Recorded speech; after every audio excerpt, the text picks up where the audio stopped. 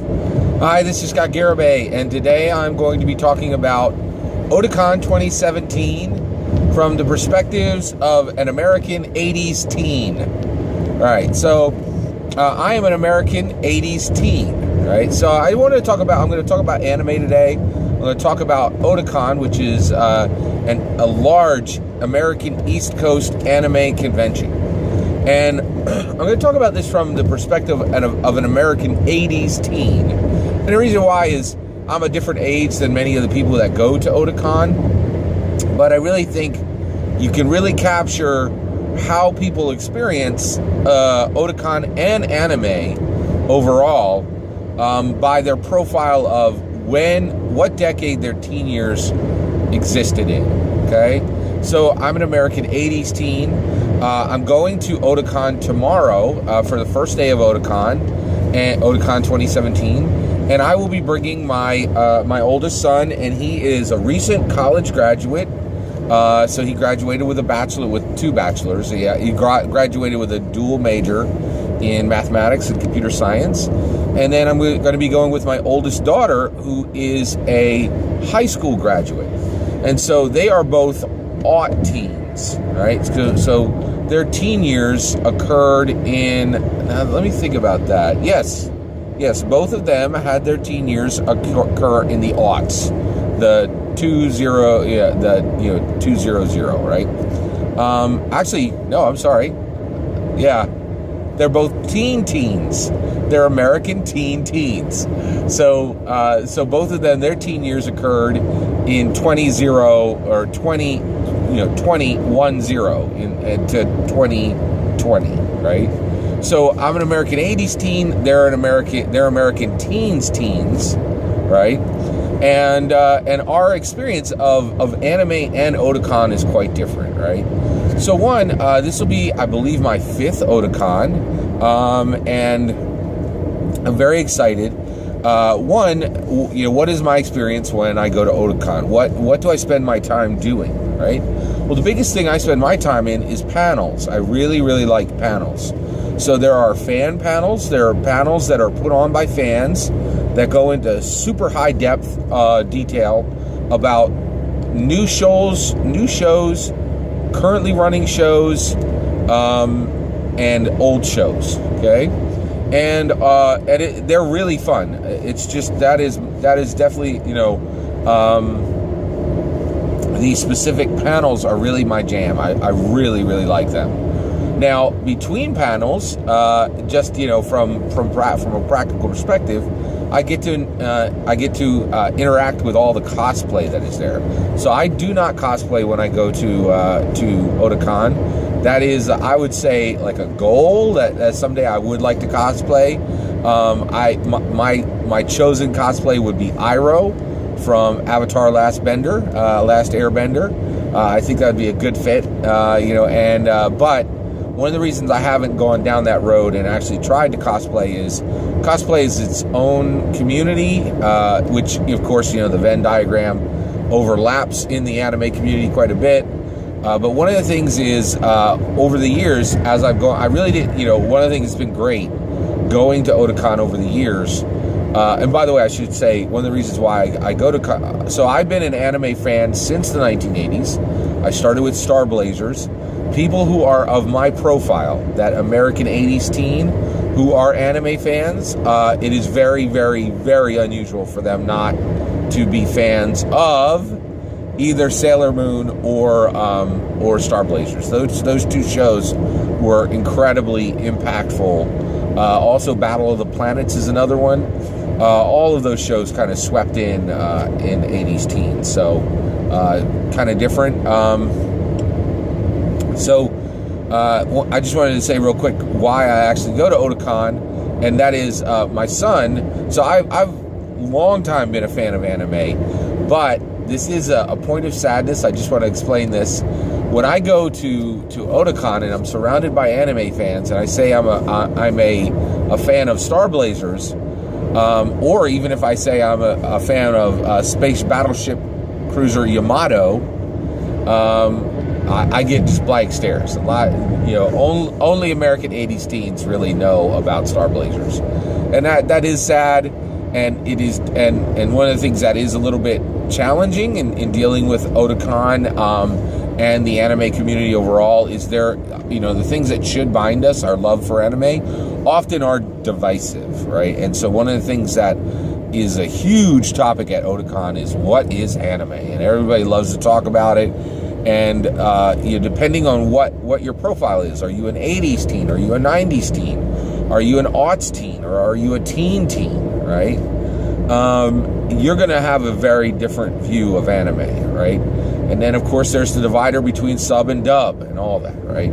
Well, my teen, my oldest son, he really, as he grew up, he really grew a very distinct and vibrant appreciation for anime. And it became a main hobby for him. So I started taking him to Otakon, just to bless him, and we both had a great time.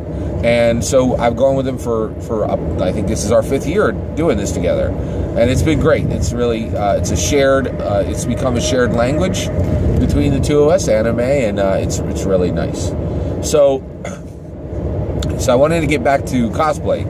So one of the things I've really enjoyed about Otakon over the years is learning about cosplay. So one of the things that I realized is that cosplay is not easy to understand. It is a really distinct, unusual community, and I really didn't understand cosplay at a high level because the biggest thing until about my 3rd year at Otakon, and I saw something then that really explained cosplay to me completely, right?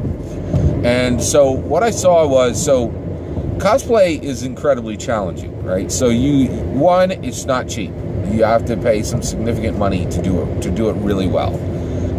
It's not only not cheap from the perspective of money, it's not cheap from the perspective of time, right? So you see a lot of cosplay, and one of the things that really I didn't understand was I was like, why do people take this so seriously? Why do they invest so much time in it? And why do they, it seems like it costs a lot of money and a lot of time, and, the output doesn't seem like it's worth it to me, right?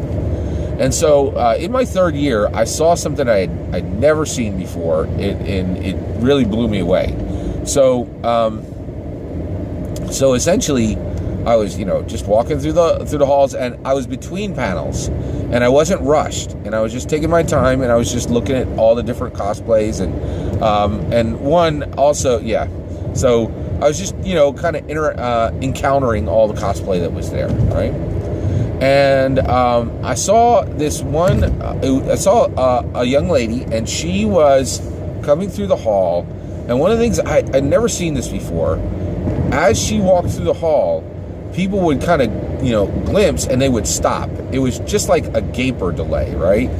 And she had what looked like a ball gown on. It was like floor-length ball gown. It was completely pure white, right? And she had a parasol, right? And there were 2 girls next to her, right? And so as she was kind of walking through the halls, she had just a small bag that she was carrying her things in, and she had her own camera, right?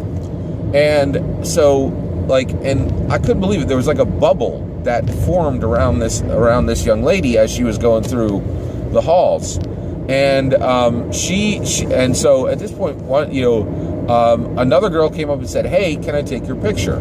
And she said, "Thank you," right? And then it was so strange.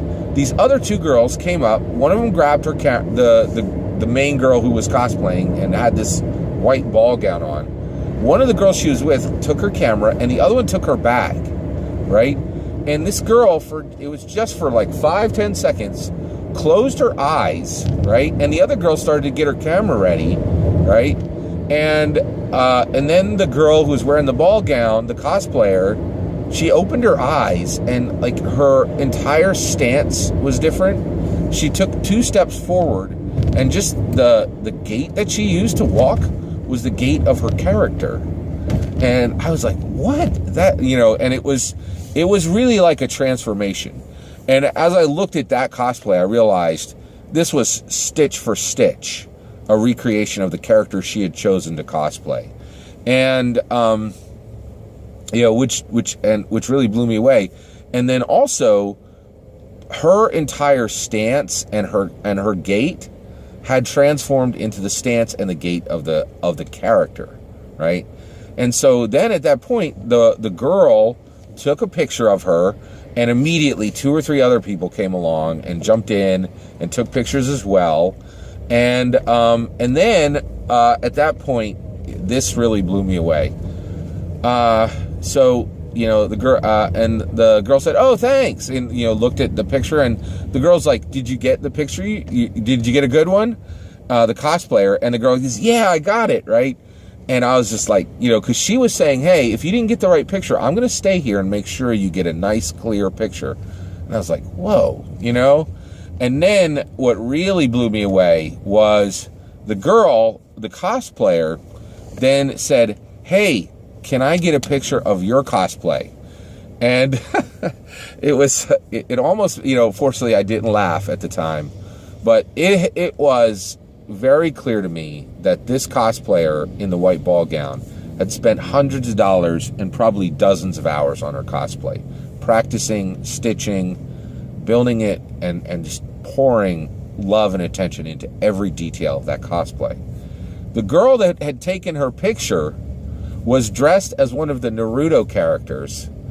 Have like 2 or 3 pieces were, you know, just real stock pieces that you could buy off the rack down in the hall, and she was wearing sneakers, like, you know, that did not match her costume, and she had like 2 posters she had bought. You know, she just did not.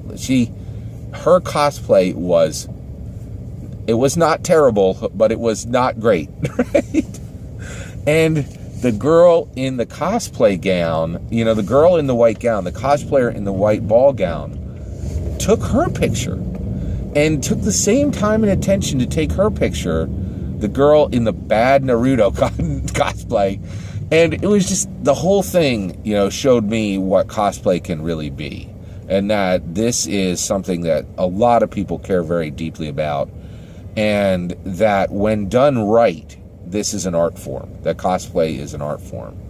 And it is a community activity that is give and take and share, and it's wrapped in kindness. And it was quite moving to me to see this whole exchange. And I really felt at that time that I understood cosplay. I understood why people took the time to do it.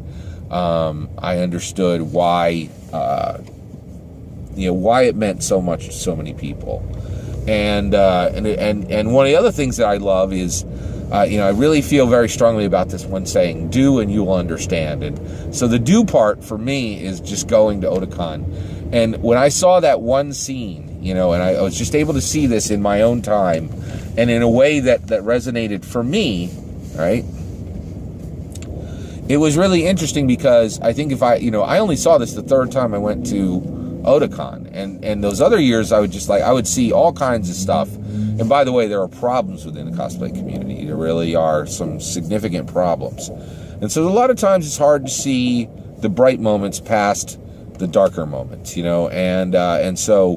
But Otakon has been really special for me, and that's one of the things I really enjoy too, is just being able to see cosplay at this particular level. So it's one thing I really like about Otakon. The cosplay is incredibly high attention, high quality. The community is very vibrant. They help each other. It's really quite interesting, right? That's, you know, now I think I'm going to return to the panels thing. The panels are exceptional. You can really learn a lot. One of the things that I really like is I like to go to these. By the way, there's industry panels, there's fan panels, there's talent panels, right? So industry panels are panels where you get like directors and artists and also voice talent, right? And they'll be promoting a new show, right? Now, I'm not a super fan of those particular panels. I know there are some people who really like those panels a lot, and I see the value in those panels. But one of the things that I think is interesting is, one of the things with those panels is because they are put on by the industry, you know a lot of what you're going to get. You know, it's all going to be very positive coverage of the show. And unfortunately, it's going to be a lot of spin, right? So, you're not going to hear anything but the kindest words about the show. You're just going to be seeing the stuff that kind of connects to merchandise, things like that. I've attended some of those, and sometimes there's kind of a walk-away point. There's something that might be very interesting in those panels, but generally I limit the number of industry panels I go to. Fan panels are amazing. So fan panels might be like, I went to a great fan panel last year, which was cars in anime. So the whole thing was a fan who had looked at the entirety of anime and had said, what are the themes connected to cars in anime?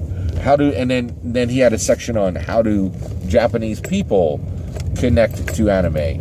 And he talked about JDM and Japanese domestic market, and which is a particular type of vehicle, and and then he went into depth on here's how cars are portrayed in this series and that series, and here's series that are really about cars, not just cars in these series are highlighted, and it was incredible. And so there's a lot of great ones like that. There's another series of panels I like, which are all fan panels, and that is American anime. It's a topic that is highly controversial at Otakon. So like a perfect example of this is there's more and more of these shows, American shows that are so marinated in the anime culture that they're considered anime. But then of course there's a lot of people who don't consider them anime. So a perfect example of this is Avatar: Last Airbender. There's tons of panels on it every year, and they're very good. And then Steven Universe has been one of these shows that's cropped up lately. It's covered at Otakon as though it were an anime, right? And there's a few others. Voltron just dropped, and so that's my big question is, will the anime community, will the Otakon community embrace Voltron the way they embraced Avatar: Last Airbender and the way they embraced Steven Universe? Because there are other shows that are not embraced by the Otakon. Some of the other things I do spend my time on at Otakon is AMVs, animated music videos. Those are a highlight of the show every year. And then one other thing that I really like to do is I like to go down, and every year I look at all the new Gundam models. And these are models that are built without glue. And that's a whole hobby in itself. I've created a couple Gundams myself. It's a hobby I enjoy, and it's really nice. So I'm really excited about Otakon 2017, and thanks for hearing my American 80s teen perspective on anime and Otakon. Take care.